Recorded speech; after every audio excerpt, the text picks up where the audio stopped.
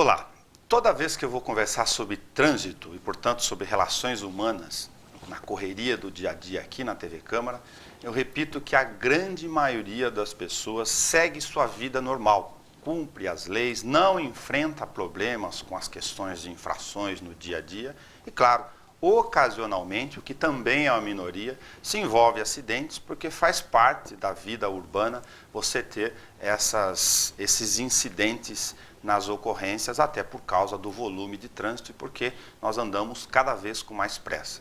Eu sempre digo isso, porque ao tratar das questões de trânsito e das dificuldades em relação aos gestores, eu faço com que você olhe para a minoria, sem nenhum juízo de valor. A gerência de trânsito, a presidência da Endurb, que está conosco aqui no estúdio da TV Câmara, sempre tenta organizar o trânsito em relação às novas dinâmicas, é claro, mas também daqueles que dão mais trabalho, e eles são, em geral, as minorias, principalmente quando a gente fala de multas. Obrigado, Nico Mondelli, presidente da Endurb, e o Gustavo Cardoso, que é gerente de trânsito, e enfrenta uma série de demandas que chegam também no Poder Legislativo, diariamente. Nico, a questão do orientador de trânsito, a gente está aqui materializando uma reunião que foi chamada pelo vereador Marquinhos, da Diversidade, e que envolve essas demandas do dia a dia.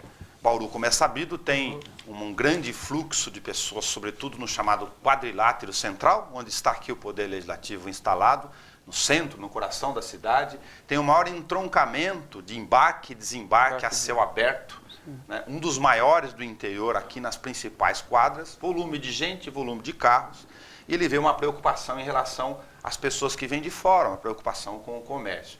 Aí vocês estão discutindo a questão da função do orientador de trânsito em relação ao agente de trânsito. Explica isso para a gente. Verdade. Obrigado pela oportunidade de esclarecer toda essa pauta junto ao Legislativo. A Endurb vem estudando assim, toda essa maneira de como melhorar o estacionamento rotativo de uma maneira geral na cidade de Bauru, ajustar a fiscalização dos agentes, qual é a função do orientador, função do agente. Então a gente chegou num nível agora que a gente entende que o orientador de área azul, ele é a pessoa fundamental no centro da cidade, pelo seu conhecimento de toda a área central, das pessoas, do movimento, e que ele faz o controle do estacionamento rotativo.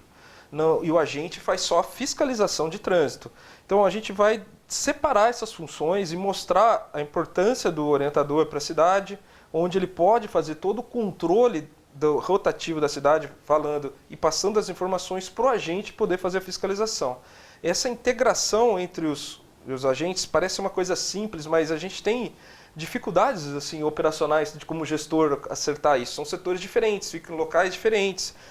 A gente vem fazendo reuniões entre eles agora para acertar essa integração e acho que chegou o momento, com a nova possibilidade de um novo projeto de lei, onde a gente visualiza ter o aviso do pagamento da tarifa como um modelo diferenciado e dar uma oportunidade também do munícipe se regularizar esse pagamento da tarifa, de organizar esse modelo de estacionamento rotativo até para buscar novas alternativas eletrônicas, sendo mais viável para o bauruense. Gustavo, para ajudar quem está em casa a entender, não muda a função do agente, do GOT, que é o que aplica ao descumprimento da lei, mas tem um conceito novo aí, que o orientador não venda só as tarifas da Zona Azul, é por aí? Exatamente. Nós iniciamos na data de ontem um aviso onde o veículo está irregular, não é uma infração. O orientador ele vem comunicando o motorista e isso dá uma força maior na fiscalização do agente de trânsito. E a intenção é que as pessoas tenham uma visão do aviso onde o veículo está irregular para sanar essa irregularidade administrativa do trânsito. E o agente de trânsito para controlar o horário e o tempo que ele permaneceu naquela vaga. Esse aviso, para ele poder ser sistematizado, além dele mudar, abranger mais a função do orientador, que parece razoável na composição que vocês estão estudando, ele terá o preenchimento, por exemplo, da placa com horário? Como funciona isso? O aviso, na verdade, ele tem o local, horário, ele é numerado. Após colocar o aviso no para-brisa do veículo, o orientador vai ficar com um canhoto onde consta local, placa, município, data e o horário que o veículo está estacionado. O conceito é de que as pessoas têm oportunidade, nessa situação, em relação ao trabalho do orientador, de regularizar a sua vida em relação ao estacionamento, pagamento ao da paga-tarifa. Exatamente. Então não está infringindo nenhum código, nenhuma questão do trânsito ainda, de fiscalização de trânsito. Há essa oportunidade de regularização do pagamento da tarifa. Então é um modelo administrativo, de direito administrativo, que a gente está visualizando como uma alternativa. Aonde a gente visualizou isso? Várias cidades no Brasil onde trabalham-se a concessão do estacionamento rotativo pela iniciativa privada utilizam esse mecanismo de trabalho. A Indurb, ela não é uma concessionária, ela é um órgão executivo de trânsito da cidade de Bauru, onde nossos funcionários têm fé pública. Então a gente entende que esse aviso é totalmente viável e onde a gente trabalha realmente com tarifas e preços públicos. Então, até nas nossas receitas da Indurb é seguido esse modelo. Então a gente visualiza a viabilidade legal disso também. Mas é importante a gente ter todo esse trâmite com um projeto de lei, encaminhar para a Câmara, até para atualizar a legislação do rotativo, que é de 1978, tem um novo momento de controle do estacionamento rotativo na cidade de Bauru. Estou insistindo aqui, isso muda o conceito em relação às atribuições do orientador, que hoje praticamente só vende o bilhete. Como o Nico disse, Nelson, nós estamos estudando isso desde 2011, não começamos a ver agora. Há um problema de legalidade jurídico em relação ao Código de Trânsito e eu acho que agora nós encontramos o início, uma linha para começarmos a aplicar esse aviso de não pagamento da tarifa. Então, é um novo conceito e eu acho que vai dar oportunidade para a pessoa que não colocou o cartão do rotativo de regularizar essa tarifa. Agora, ele tem quanto tempo na experiência que vocês estão tentando para esse formato, para regularizar a situação dele? Nas cidades que a gente visualizou, é um tempo que eles chamam de, conforme o princípio da razoabilidade. Entende-se que não pode ser mais que um dia útil, 2 dias úteis, que seria o máximo, mas quanto mais rápido for, melhor. Porque dá o tempo para ele que é o tempo dele se regularizar rapidamente e resolver o problema e não depois passar muito tempo, perde essa proposta do princípio administrativo, de direito, e aí perde-se a fragrância, né, de acontecer algum problema no caso do auto de infração. Vamos tentar pensar num caso concreto, Gustavo. O sujeito não encontrou, não tem o cartão, ele recebe esse aviso em relação à necessidade dele cumprir a lei, pagar a tarifa, porque ele está usando efetivamente estacionamento rotativo naquele instante e tem lá o horário dele com o canhoto. Se ele for para casa e não fizer a regularização, ele será chamado a pagar essa tarifa. O que acontece em relação a isso? Após 24 horas ou 48 horas estipulado pela lei, qual a intenção desse aviso, Nelson? É que os motoristas, os munícipes, tenham o hábito de andar com o talão do rotativo no porta-luva, evitando de você não encontrar um orientador, um posto de venda. Então, vai ser 24 horas ou 48 horas, não regularizou, ele vai ser gerado automaticamente o auto de infração previsto na legislação do Código de Trânsito Brasileiro. Ou seja, esse aviso de adquirir a tarifa, ele vai para o sistema da Indurb e aí automaticamente, se após esse período o sistema acusar que ele não fez o papel dele, que é pagar, ele recebe vai ser gerado o auto de infração. A vantagem qual é? A princípio, nós colocamos a ideia, seria um pagamento de uma tarifa de R$15 ou R$25, nós reverteríamos um talão de área verde ou área azul para o munícipe. Okay. Então, para quê? Com a intenção de que ele sempre tenha o talão, evitando esse transtorno de gerar um auto de infração. Esse é outro dado interessante desse estudo, dessa proposta. O valor é diferenciado porque, a princípio, você tem que instituir para ele também um valor para que ele entenda que ele está deixando na origem de cumprir a legislação. Exatamente. Para a grande maioria que a gente comentou aqui que segue a sua vida regular, até para que ele se enquadre na situação e, com isso, ele receba em tarifa o número de cartões para que, enfim, se enquadre nas condições. Se enquadre e tenha, porque um dos problemas no rotativo é as pessoas de outras cidades ou daqui da cidade de Bauru chegar para o estacionamento e não encontrar o posto de venda ou um orientador. Então, essa possibilidade de ele já ter o talão, com essa notificação, ele comprar, adquirir um talão, é para que as pessoas cada vez mais se utilizem do talão do cartão, né, no carro já, porque é onde está gerando o maior conflito entre agentes e munícipes. 5 minutos, 10, não coloquei, fui comprar, voltei, estou autuado.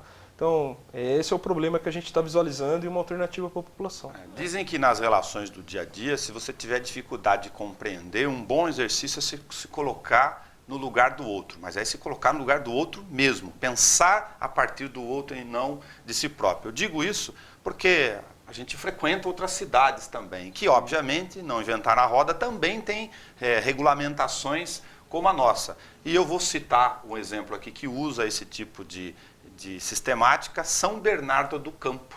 Se nós chegarmos lá, nós vamos ser advertidos ou pela placa ou por alguém que precisa adquirir o estacionamento rotativo. Porque o raciocínio é de fora e não conhece. Não é tão difícil assim perceber onde pode ou não, até porque tem uma placa em cada rua, né? Sim. Só que aí tem um sistema que também funciona. Vocês observaram nesses municípios, já estão dando uma olhada nisso, Gustavo, de quais as dificuldades que eles têm, como toda novidade na aplicação do trânsito? Sim, São Bernardo, inclusive, ele é uma concessão e são equipamentos eletrônicos. Ok. Então, essa diferença que nós tentamos resolver com os nossos orientadores de área azul, do rotativo. Então, creio que com os orientadores seria mais fácil você estar presente a não ser um equipamento eletrônico, para poder orientar as pessoas de fora ou até mesmo os munícipes de Bauru. Você deve ter observado, tem um artigo no Jornal da Cidade do professor Alfredo Enes da Abril, enfim, uma contribuição para a discussão.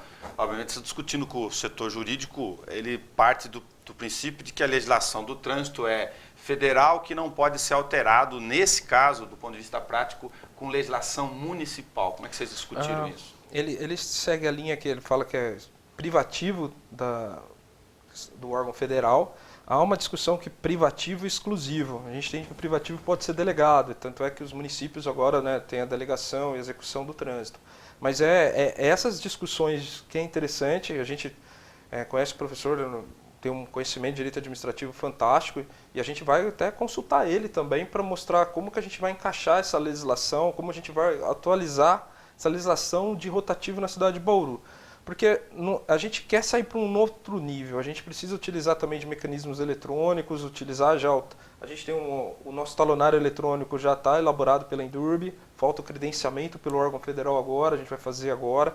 Isso muda muito, a gente pode tirar foto do veículo, tirar foto do seu cartão está preenchido corretamente, porque há muita discussão, coloquei, não coloquei. Então, o talonário vem para colaborar, mas para tudo isso eu preciso dessa nova legislação, esse novo projeto de lei para regulamentar o rotativo.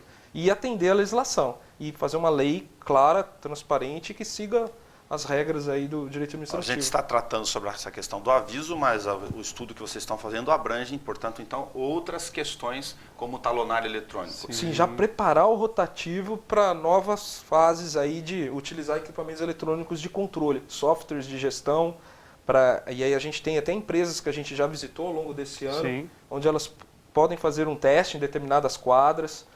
A gente até conversou a possibilidade de ter parquímetro para as motos, inclusive nos bolsões de moto, que seria o melhor equipamento para controle, porque tem muitas vagas, a demanda por vaga de moto tem crescido constantemente para a Indurb. No caso das motos, já que você citou o assunto para aproveitar, por que o parquímetro seria uma alternativa em detrimento ao carro, por exemplo? A gente tem a dificuldade eu não consigo colocar um cartão, um papel na moto, mas o parquímetro seria uma alternativa, né, Gustavo? Sim, a gente poderia... A ideia nossa seria os bolsões numerados, ou um parquímetro, ou até mesmo um funcionário da empresa, tá, um orientador de estacionamento rotativo, que faria o controle eletrônico. Ele pararia na vaga, aquele setor, bolsão B, vaga 2, placa. E automaticamente o sistema já controlaria. E nós teríamos a possibilidade de encaminhar um recibo ou por SMS ou por e-mail para o munícipe. A gente entende que o parquímetro para moto é viável porque são várias motos num espaço pequeno onde poderia ser controlado via parquímetro. Para os carros, eu precisaria de uma quantidade muito grande de investimento em parquímetros e não são equipamentos baratos hoje. Então, normalmente, onde tem parquímetros é concessão para iniciativa privada, e ela faz essa gestão. Para explorar Para explorar, daí ela vem com esse investimento, prazo 20 anos, coisa mais longa.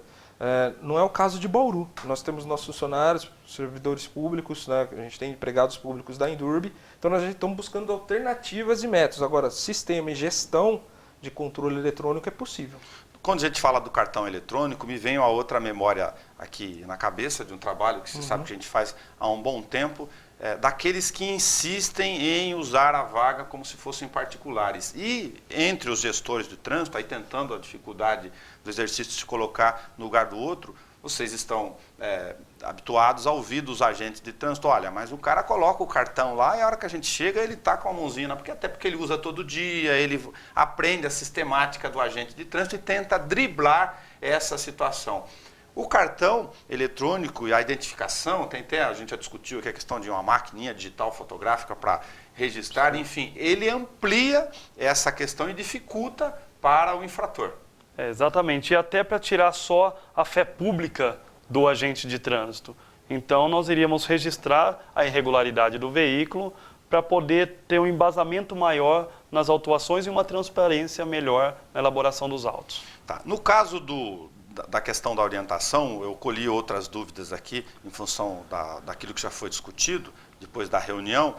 O caso de reincidência, como vocês estão pensando, como funciona nas outras cidades, o fato de aquele mesmo cidadão tentar se valer do aviso pela segunda, pela terceira vez, enfim, aqueles malandros vão sempre existir para tentar driblar a orientação. Olha, Nelson, a princípio, nós tínhamos pensado só em reverter um talão para o munícipe em relação ao pagamento da tarifa. Tá. Aí, pensando nesse aspecto, então um talão vai ser viável. Então ele vai falar, eu vou correr o risco, se eu receber o aviso, eu regularizo e recebo um talão.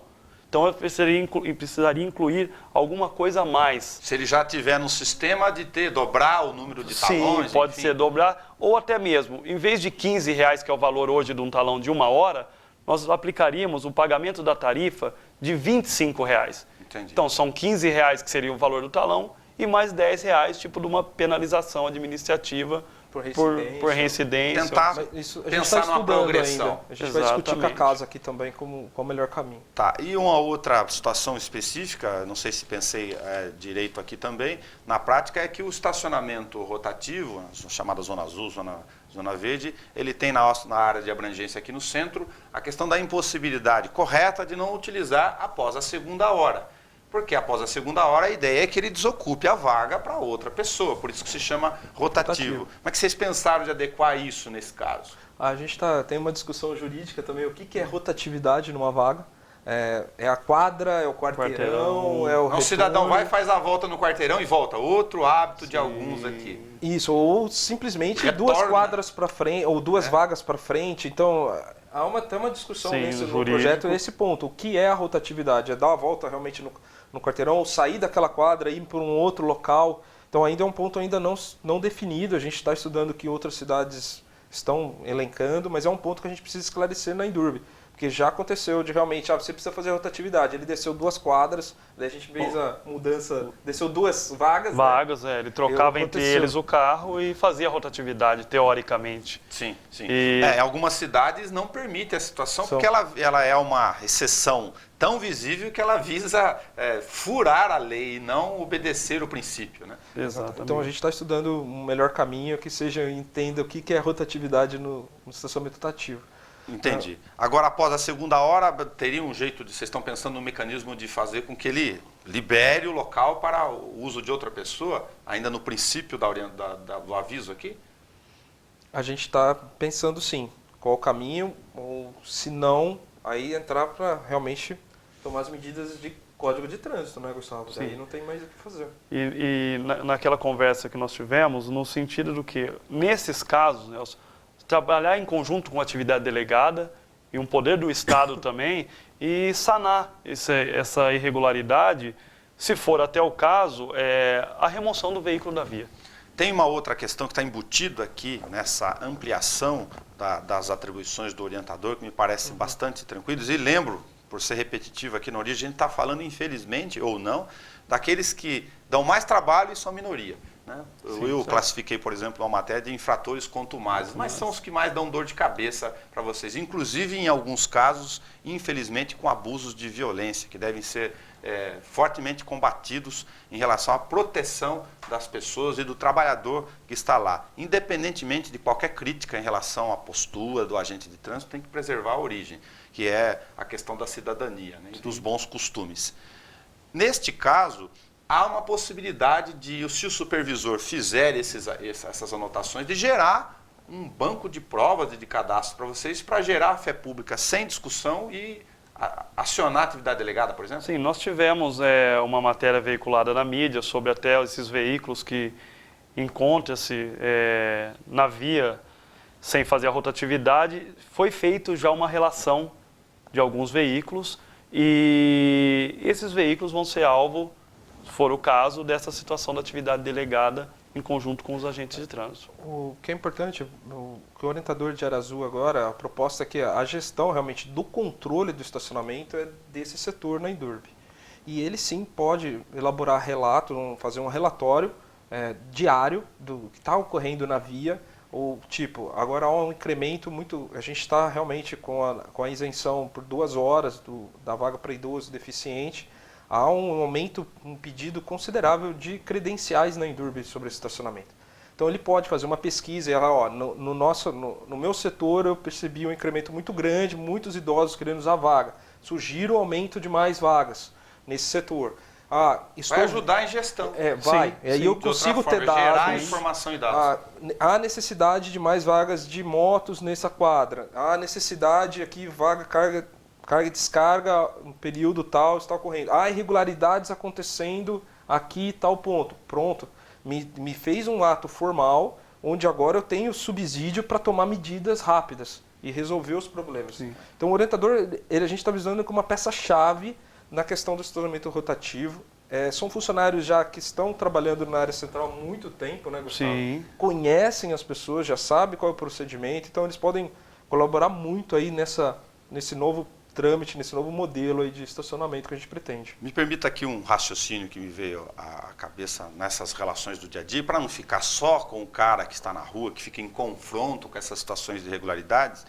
A partir desses relatórios, vocês têm a oportunidade de também, por exemplo, gerar um procedimento administrativo interno, Sim. inclusive sem o conhecimento dos agentes, como um sistema de supervisão. Essa À medida que você tem o número de placas, por exemplo, daqueles que sempre utilizam a vaga o dia todo e ficam lá para outra demanda aí de acionar a polícia, se for o caso na atividade delegada para remoção, você enviar um administrativo lá em dia, sem aviso, para conferir aquela informação. Olha, realmente esse número de placas, se o cidadão lá da Kombi ou do outro está o dia inteiro, até para funcionar como uma espécie de supervisão interna do trabalho.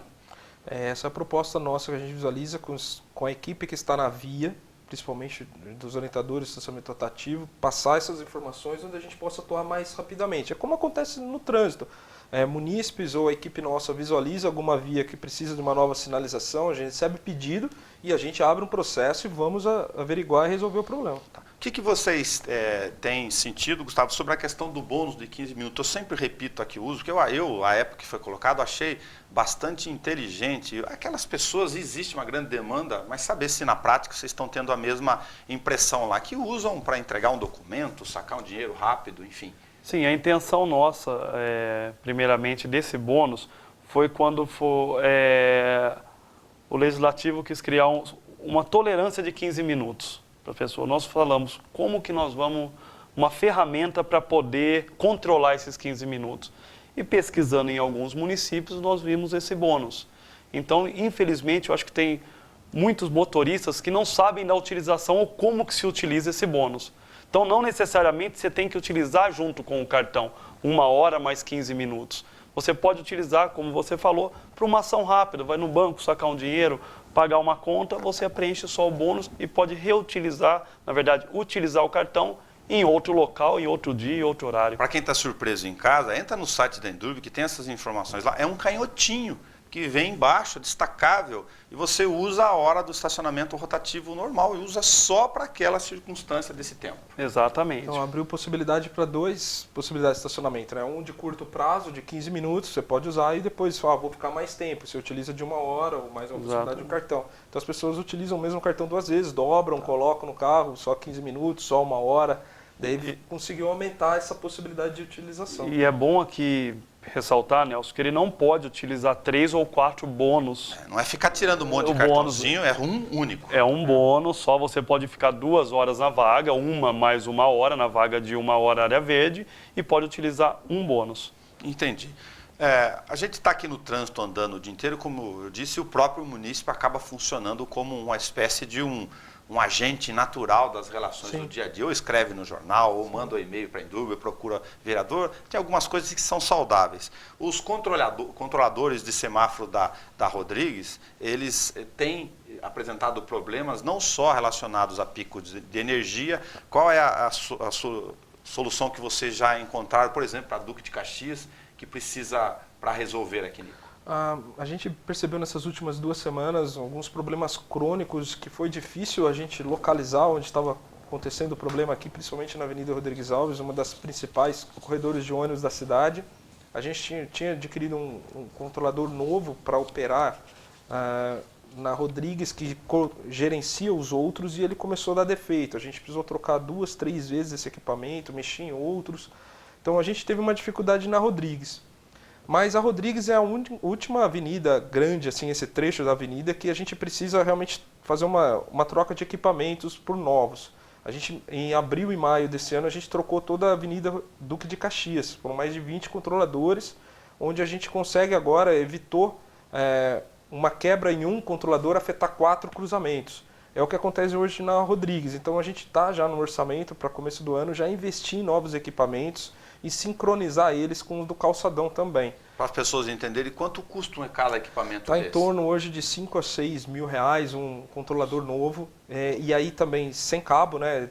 Acaba a possibilidade de cabo, que a gente chama via GPS, então isso elimina a quantidade de fios que passa na avenida, até uma tendência que a parte elétrica, tudo seja subterrânea, hoje então os controladores vão ser. E a gente também, só para complementar, a gente fez uma visita a Sorocaba umas 3 semanas, Piracicaba umas 3 semanas, onde a gente está visualizando um sistema de gestão de controladores semafóricos. A empresa fornecedora lá tem e pode ceder para nós, e a gente faz redes de controle. Então, se der algum problema no controlador, a gente vai ser avisado automaticamente nessa sala de gestão. E pode tomar medidas de correção nesse equipamento. Não mais ter que ir até o local, daí leva 15, 20 minutos, tem uma equipe aqui, depois um problema em outro.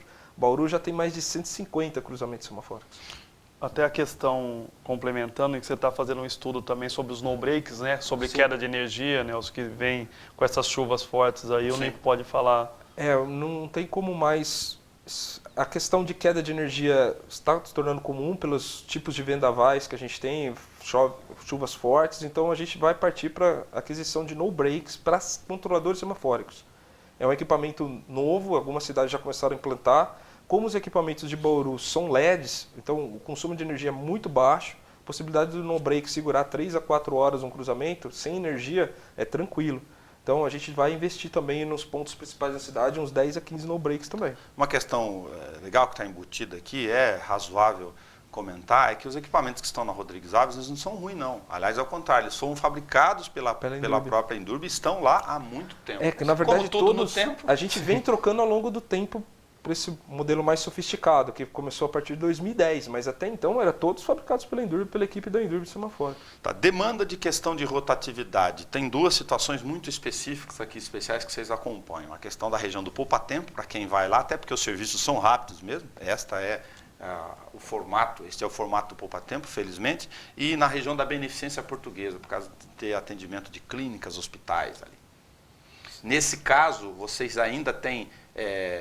O que vocês estão precisando ajustar lá? Se tem alguma questão que já está funcionando melhor sobre a questão das vagas?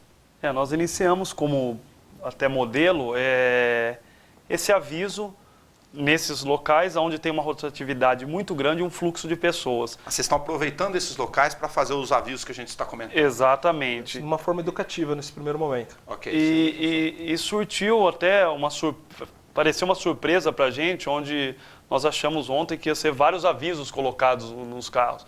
E não, realmente os veículos estão colocando o cartão. Eu acho que para essas atividades rápidas, os motoristas estão conscientizando do uso regular do cartão rotativo dentro do veículo.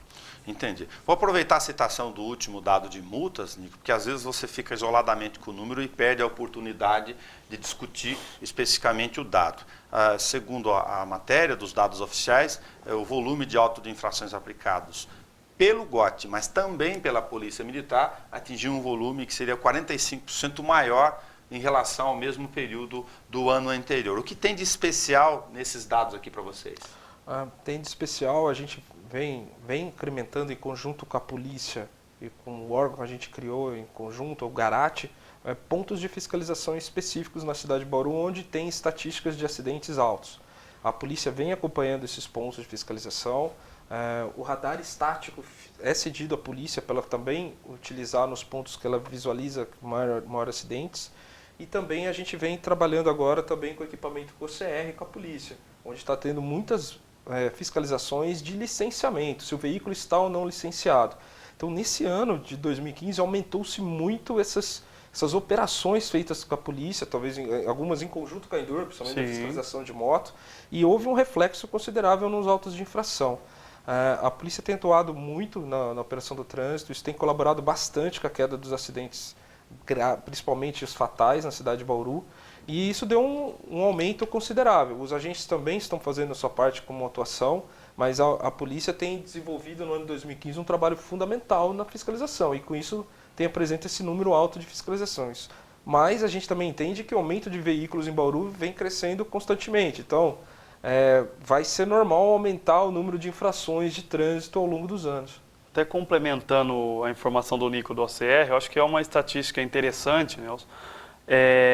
Hoje nós temos uma frota de aproximadamente 270 mil veículos e nós estamos sem licenciamento quase 67 mil veículos que estão andando irregular. Então a Endurbe fez a aquisição desse equipamento. Incluindo motos aqui? Incluindo motos.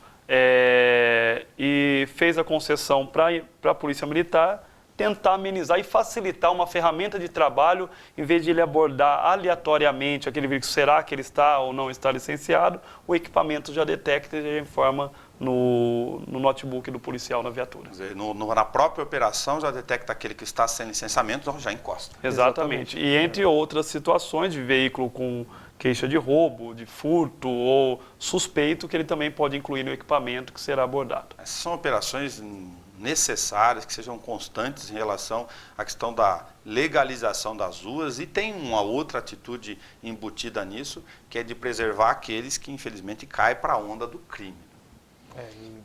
Para poder proteger isso através dessas operações. E essa ferramenta é importante, Nelson, comentando nessa situação, que a Polícia Militar, você tem a Polícia Reservada, a Polícia Civil, ele pode, em veículos suspeitos já investigado, ele pode inserir essa placa desse veículo e ele passando por uma blitz, ele vai ser abordado por uma averiguação, uma vistoria, o que seja. A gente tem conversado aqui com as questões de trânsito no dia a dia, que envolvem vidas, enfim, o Nelson, por exemplo, conversou com a gente sobre as intervenções onde, a partir das estatísticas, você vai fazer uma visita técnica local para ver se tem alguma adequação de sinalização ou de fresagem de solo para poder minimizar. Outro dia, em relação às Nações Unidas com a Rodrigues Alves, foi identificado um ponto que tinha muito ponto de escorregar com a moto mesmo na frenagem, né?